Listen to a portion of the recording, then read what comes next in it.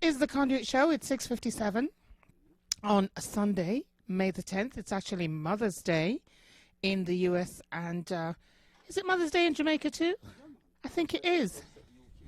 Except the UK, they had their Mother's Day earlier on in the year. So, but we're still bigging up all mothers and the fathers who are acting as mothers, the aunties, grandmas, and everybody else who is, taking and playing the role of mother. So this is your day, special day, and we're living in some very special times, some serious times, some times that perilous times. Thank you, Peter G. Some times that we've never experienced before. But, at the end of the day, you have to give thanks for life, because the one thing I know is that a lot of people were visiting their mothers in the cemetery today. So give thanks for life. And if you have a mother who passed recently, of course, our condolences go out to you. I'm hearing some really sad news all around. Peter G is filling me in. I heard just this afternoon that Betty Wright, soul singer, had made her transition, and Peter G is filling me in on some other people who have also passed away. So we're going to talk about that later on and see if we can play. But you're not talking into your... Yeah, you got to talk into your...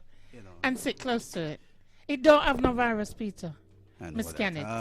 Me take the temperature and it's all right. So it might not have no... Yeah, Sister Betty Wright has, transition. Made her transition, wow. And, we have Little Richard, Hamilton, Bonham last week. And there was another guy in between as well, another musician. When his name come back to me, he had a big hit in the 70s as well, if I'm not mistaken. I mean, the one thing I've always said, though, Peter G, is that for a leap year, it's always a lot of celebrities that die when it's a leap year. Yeah. And, that's so very sad, but it seems that there seem to be so many more deaths when it's a leap year. Anyway, right now we're playing some early music for you. It's 7 o'clock, and actually I'm supposed to be doing something at 7 o'clock, Peter G. Or did you want to... Let me do what? Because I promised someone that I would do something for them. So let me see if I can find my document. Oh, I was going to say something. Which... Sift that picture? Shift that picture? Or... shift it. Oh, wait a second. Why? Oh, that's not what I'm supposed to be looking at. I need to find... Oh, here it is. Okay. So, I have to find my page. Oh, my goodness. So just... But you know what? I really should do it later on. Maybe I'll do it in the 8 o'clock hour, Peter. So, yeah, I'm going to do it. No. Because what? They're not going to want to hear this. Okay, all right. So let me see if I can find the... you want to play something while I look for what it is I'm looking for? Thank you. You know this song is strange, but it's true. So listen to what I say to you. Yeah? See.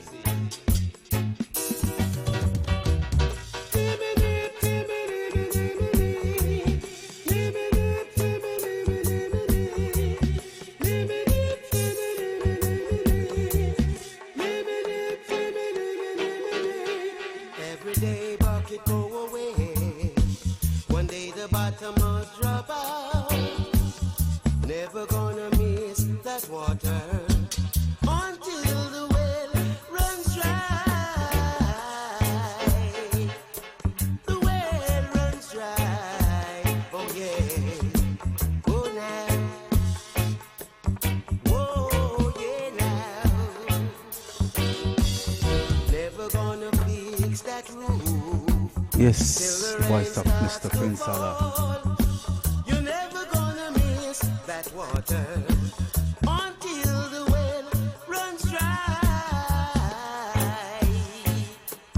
Well runs dry. Oh yeah.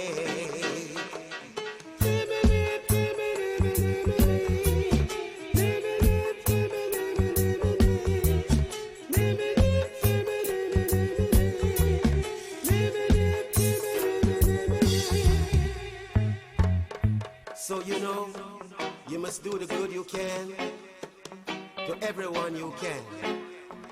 Right? See that? Sing. Every day bucket go away. One day the bottom must drop out. Never gonna miss that water until the well runs dry. Well runs dry. Oh yeah. Whoa now. Yes. Yes. Whoa now. Never gonna fix that roof till the rain starts to fall. You're never gonna miss that water until the well runs dry. Well runs dry. Oh yeah, it's true. This song I sing is true. Yeah, it's true. Okie dokie. So, yeah, the mic is loud and clear. Peter, so good afternoon, Conduit listeners. And this is a departure from what we would normally do on a Sunday evening. But because it's a special Mother's Day, a very good friend of mine is going to be releasing a book sometime this year. I think maybe in the next 2 or 3 months. She is from Jamaica, and this will be her first novel. I'm not going to tell you too much about her, but I promised her that I would read an extract from her book, which is not yet published. And then later on, I may tell you a little bit about her. Anyway, jumping straight in it because I'm going to read for 10 minutes. And it's 7:05, so by 7:15, Peter, just give me the word that I got to stop reading. All right? You do that for me, Peter G? Okay, so this is a chapter from the upcoming book, Iris. I first met Iris in 2002 when she delivered her nephews to summer camp. I say delivered because that is what it looked like. She would bring them to the center in the churchyard and leave without a word, head down, not engaging with anyone, not even a goodbye to the nephews. On making some inquiries about her, I asked the nephews to get Iris to come see me in the office. I had learned that Iris had her first baby at just 14 years old. She hadn't attended school since grade 6, as she was considered slow. And what was the point of spending money to send her to school when she couldn't or wouldn't learn anyway? I'd learned that at 19 years old, she now had 3 children, 2 living with her paternal grandparents and 1 in state care. She too has a learning disability. Iris knocked gently on the open office door. She stood there looking very nervous, unsure if she should come in. I got up and invited her to sit in the chair beside me. Hesitantly, she accepted and sat there, head down, shoulders hunched, and hands wringing in her lap. I sat beside her and asked Iris if she could tell me a bit about the boys, who I had nicknamed Trouble and More Trouble. Barely 11 months apart in age, they were always into some mischief, like the proverbial terrible twins, which they were for 6 weeks of the year. Iris lifted her head, and for the first time ever, she looked me in the eye. "Miss, them is the devil himself, 2 times, 'member that." Translate. They are the devil himself, twice, remember that. It was hard not to laugh out loud at the expression on her face, the outright look of pure conviction and warning, paired with the total honesty of a 5-year-old. My heart took to her, and so began our daily chats, sometimes in the office, often out under the tamarind trees. Whilst I am by no means an expert in any way, I quickly realized that Iris had the academic level of a 6 or 7-year-old, but her actions, speech, emotional reactions, and most definitely her honest tongue seemed more that of a younger child. Conversely, she could cuss like any gully queen and move her body like any dancehall queen, in perfect imitation of the women around her who behaved that way. Over time, though, Statements like these, over time, through statements like these, I was able to piece together what Iris's life was like. From morning, miss, me have to make ready the boy them for make them go to school. If them late, my sister go beat me. Not them, and a them make we late.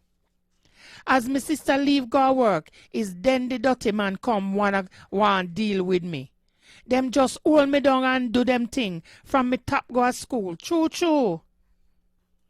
I knew I had to be careful how I approached things with her sister, as by all accounts she could be quite violent, and as is common, she blamed Iris for being loose. She blamed Iris for being a victim of repeated rape and abuse. I went to see Iris at home at a time when I knew her sister would be there. I asked if Iris could be available during the day to help me out at the center. It was agreed that as long as she didn't fall behind in her chores at home, Iris could come and help out.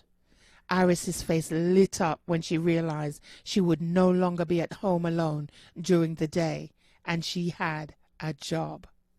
Over the next year, Iris was like my shadow. She and one of my babies, Sade, would argue over who was closest. Between the two of them, my days were full of laughter.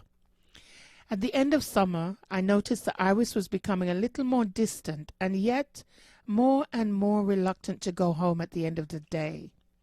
This indicated to me that her problem was with home and not the center. I tried to get her to talk about whatever was upsetting her. Iris would just shrug it off and say she was good. Iris came in and sat with me in the office. She looked totally drawn and stressed. Again, I asked her what was wrong. All she would say is, "Me no fit tell you." And then she began talking about her real babies. That did not sit well with me. I made a note to go down to her lane and do a little detective work the following day. Iris and I walked towards her lane. On my way home, at the top of the lane, she turned and gave me a really tight hug and planted a big kiss on my cheek. "Me love you no. You come like me mother." Smiling, I walked away. Maybe she was handling whatever was wrong. She seemed a little more upbeat. I still planned to do my detective work the following day. My phone was ringing, 11 at night, and my phone was ringing. 6 missed calls from Iris's sister, so I called her back. "Miss Moira, what me fi say? She gone. "What? She's not home? She run away?" "No, ma'am, is dead, she dead." "Stop lie," was my immediate response. "What happened? Who kill her?" I could only think she had been murdered. I sat in tears, trying to take in what was being said to me. My heart was breaking. It was totally shredded by the time I put the phone down. Iris had been pregnant again. She had gone to a woman outside the community who tried to perform an abortion, and in doing so, ruptured Iris's womb. She bled to death while being treated at Kingston Public Hospital, KPH. No further inquiries appear to have been made as to who performed the botched abortion, and the local opinion alternated between blaming Iris for going to dash away the baby, calling her a skettle, and much more. At no time did I hear any condemnation for the men and boys of the community that would rape her on a regular basis. Iris was considered of little worth by anyone because she had a learning disability. She was considered no loss. I learned over the years that hers was the life of too many girls with disabilities living in the communities, especially if they had lost their primary caregiver, usually mother or grandmother, or their caregiver was aged. I finally understood why so many disabled children were abandoned to the state, their mothers feeling they would be safer. One day, I hope to open a safe place for girls like Iris who can live independently with support. And that worked out pretty well, Peter G. That is a chapter from an upcoming book, and everything that I read is a true story. The names may have been changed, but I'm going to be doing this for the next month or so, reading different extracts, and the listeners may feel that what does this have in relevance to Mother's Day? It has so much relevance because it speaks to the disenfranchised in our communities who are preyed on, whether it's for sexual favors, rape, because disabled people with disabilities, especially, well, I was going to say especially girls, but it's true of boys too. They are abused beyond measure. And I want to just bring this point home on a Mother's Day because Iris was a mother to 2 children who were products of rape, abused from a very early age until her death. And it is Mother's Day, but there's also another side of being a mother that we don't talk about. Yes, it's lovely to get the flowers and the gifts from family, though we're living in Corona land right now, and the normal is not the normal. We have a new normal in terms of how we're dealing with gatherings. We have to be practicing social distancing. And it's just because Peter G and I, we know how it go, but we really should be 6 feet apart, right, Peter G? You see them on TV. Everybody's broadcasting from their home. You have one person over here, and you have another person way out there, woy. But, you know, at the same time, we have faith. And we're here to bring another edition of the Conduit Show, a special Mother's Day edition. And I hope that you will go back and watch this video and remember the irises in our lives, in our communities, who are also mothers. Let's not forget those. All right, Peter G? So you got to bring back the mood now with the music, right? It's a reality. It's a reality.